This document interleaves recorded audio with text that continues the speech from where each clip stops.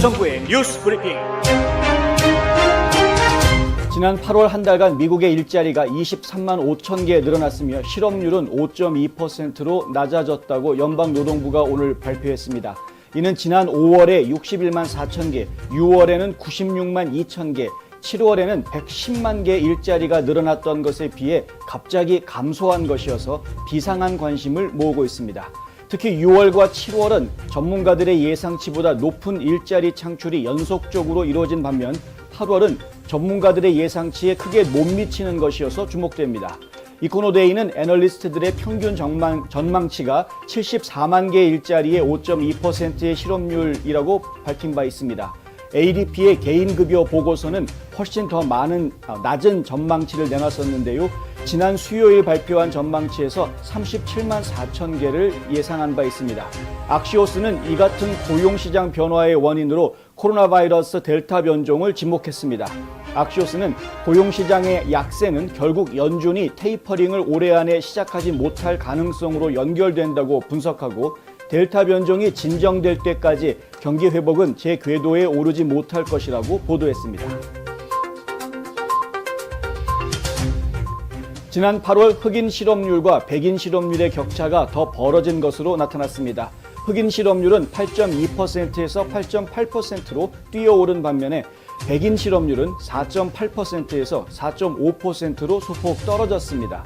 그 결과 흑인 실업률은 백인 실업률의 거의 2배나 되는 셈이 됐다고 브라이트바트가 오늘 보도했습니다. 인종 격차가 더 커진 것은 남성에게서 더 두드러지게 나타났습니다. 20세 이상 흑인 남성의 실업률은 8.4%에서 9.1%로 뛰어올랐고 고용은 0.22% 증가한 19,000명에 그쳤습니다. 반면 20세 이상 백인 남성의 실업률은 4.9%에서 4.4%로 떨어졌고 고용은 0.45% 증가한 20만 1,000명이었습니다. 그 결과 성인 흑인 남성 실업률은 현재 백인 남성 실업률의 2배가 넘습니다. 브라이트바트는 도널드 트럼프 대통령 재임 중 흑백 격차는 2018년 여름과 2019년 여름 모두 가장 낮은 사상 최저치를 기록했다고 지적했습니다. 특히 2019년 8월의 흑백 격차는 사상 최저치로 기록됐습니다. 바이든은 그의 행정부가 인종적 형평성을 다루고 경제를 좀 더 포용적으로 만드는 데 초점을 맞추겠다고 약속했지만 임기 첫 7개월 동안 그의 약속이 성취됐다는 증거는 거의 없다고 브라이트바트는 덧붙였습니다.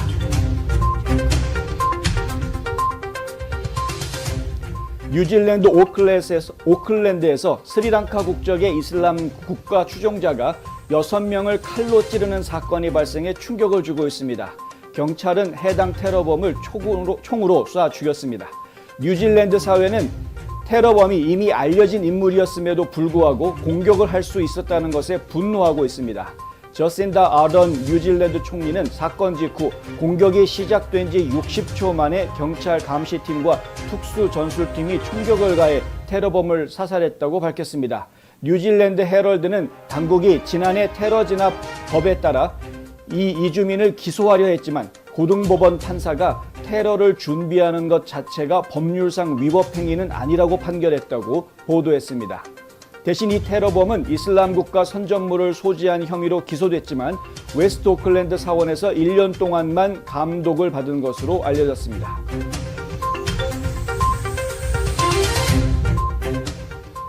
백악관 일정에 따르면 조 바이든 대통령은 주말을 델라웨어에서 노동절 휴가를 보낼 예정입니다. 바이든은 허리케인 아이다로 피해를 당한 루이지애나를 방문한 뒤 오늘 저녁 델라웨어주 윌밍턴 자택으로 이동합니다.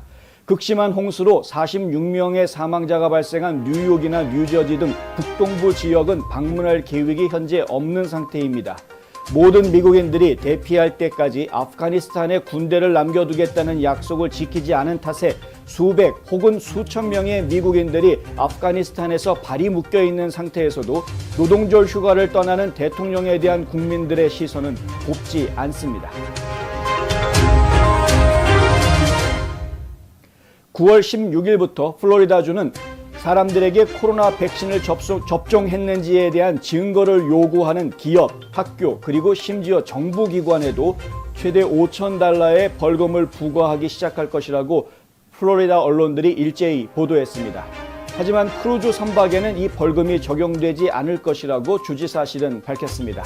올해 초 공화당이 주도하는 플로리다주의 의회는 기업, 정부 및 학교에서 이른바 백신 여권을 요구하는 것을 금지하는 법안을 통과시켰습니다.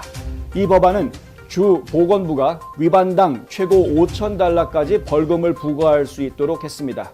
드산티스 주지사는 지난 5월에 이 법안에 서명했습니다. 위반자는 위반 사실을 통보받고 항소할 수 있으며 항소가 실패하면 위반자는 30일 이내에 벌금을 내야 합니다. 에머슨 칼리지 여론조사에 따르면 미국인 다수가 도널드 트럼프 전 대통령이 아닌 조 바이든 대통령에게 아프가니스탄 전쟁에서 패한 책임을 묻는 것으로 나타났습니다. 응답자에게 아프가니스탄 전쟁에 가장 큰 책임이 있는 대통령은 누구인가라는 질문에 49%는 조지 W. 부시 대통령, 24%가 조 바이든 대통령, 18%가 버락 오바마 대통령을 꼽았고 단 10%만이 도널드 트럼프 대통령이라고 답했습니다. 여론조사 그룹에 따르면 유권자들은 미국이 전쟁에서 진 이유에 대해 부시, 오바마, 바이든 등 3명의 대통령에게 그 책임이 있다고 보는 반면 트럼프에 대해서는 과반수가 넘는 57%가 미국이 전쟁에서 이겼다는 측면에서 트럼프에게 책임이 있다고 답했습니다. 이번 여론조사는 8월 30일부터 9월 1일 사이 등록 유권자 1,200명을 대상으로 실시된 것으로 오차율은 플러스 마이너스 2.7%포인트입니다.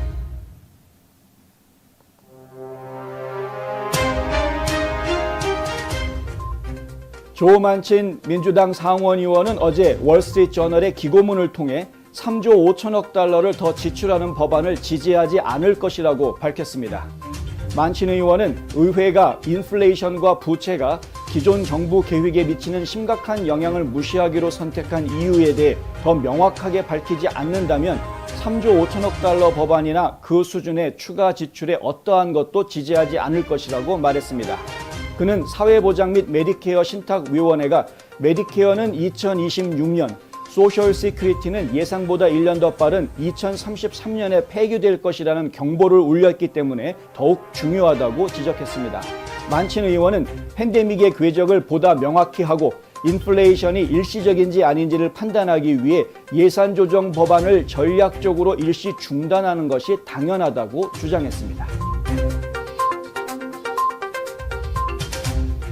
오늘 바이든 대통령은 조 만친 상원의원의 3조 5천억 달러 규모의 예산 지출안에 대해 지지하지 않을 것이라고 주장했음에도 불구하고 9월에 일어나야 하는 두 번째 일은 의회와 상하원이 나의 경제 의제를 통과시켜 우리가 쌓아온 역사적 모멘텀을 유지할 수 있도록 하는 것이라고 말했습니다.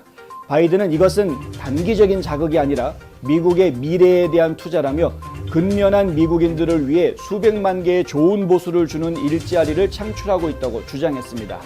만친이 끝까지 반대하면 민주당은 3조 5천억 규모의 예산 지출안을 통과시킬 수 없습니다.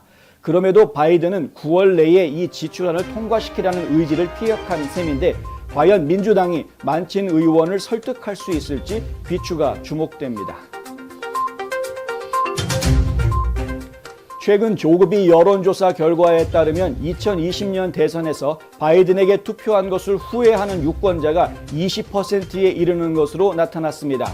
반면 유권자의 4분의 3은 자신의 투표를 후회하지 않는다고 답했고 4%는 잘 모르겠다고 답했습니다. 젊은 층의 후회가 좀 더 크게 나왔는데요. 18세에서 29세의 유권자 중 27%가 바이든에게 투표한 것을 후회한 반면 67%는 후회하지 않는다고 답했고 6%는 확신이 없다고 답했습니다. 30세에서 49세 사이의 유권자의 경우 30%가 후회한다고 답했고 그렇지 않은 유권자가 67%로 집계됐습니다. 노년층 유권자들의 후회는 떨어졌습니다.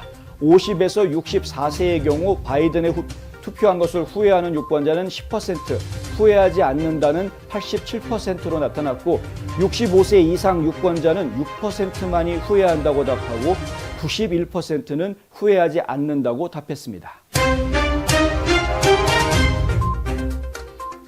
텍사스 트리뷴은 텍사스주가 지난 6월에 시작한 웹사이트를 통해 8월 말까지 멕시코와의 국경에 장벽을 건설하기 위한 기금으로 5,400만 달러 이상이 모금됐다고 보도했습니다. 그렉 에봇 주지사는 지난 6월 주정부가 국경 장벽에 2억 5천만 달러의 계약금을 설정했다고 발표하고 모금 웹사이트를 공개한 바 있습니다.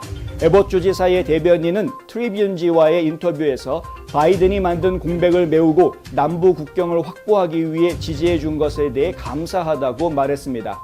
대변인은 바이든 대통령의 위험하고 무모한 국경 개방 정책은 21년 동안 기록적인 불법 이민자들이 우리나라로 밀려드는 등 남부 국경을 따라 재앙을 불러왔다면서 바이든 행정부가 우리나라의 주권이나 우리 국민의 안전을 우선시하지 않을 수야 있겠지만 미국인들은 분명히 그렇게 하고 있다라고 덧붙였습니다.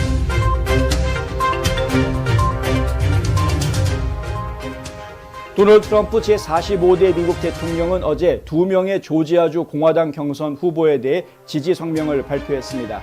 한 명은 연방 상원의원 선거에 출마를 공식화한 허셀 워커 후보이고 또 다른 한 명은 부주지사 선거에 출마한 버트 존스 후보입니다. 허셀 워커는 어제 트위터에 우리는 함께 조지아의 연방 상원 자리를 되찾을 것이라고 화답했고 버트 존스는 미국 우선주의 정책, 선거 청렴성, 낮은 세금, 더 나은 학교, 그리고 이 위대한 주의 국민을 위해 항상 싸우겠다고 밝혔습니다. 하지만 트럼프 전 대통령은 여전히 조지아 주지사 후보에 대해서는 지지 성명을 아끼고 있습니다. 일부 언론들은 워커 후보가 브라이언 캠프 현 주지사에 대해 비난하려 하지 않고 있다고 보도해 묘한 뉘앙스를 남기고 있습니다.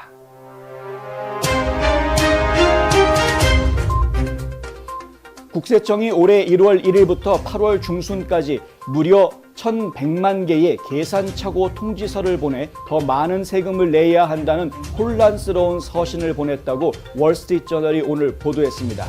IRS 내 독립부서로 납세자 권리 보호를 담당하고 있는 에린 콜린스에 따르면 팬데믹이 증가된 2020년 같은 기간 동안 약 76만 5천 명, 2019년에는 약 200만 명에게만 이 같은 통지서가 보내졌던 것과 비교된다고 밝혔습니다. 콜린스는 착오의 80% 이상이 세금 신고서에 청구되는 경기 부양비에 대한 용어, 복구 리베이트 크레딧에 대한 신고자의 청구와 관련이 있다고 말했습니다. 더 황당한 점은 앞서 발송된 통지서에 수신자가 60일 이내에 납부해야 한다는 마감 시한을 생략했다는 것입니다.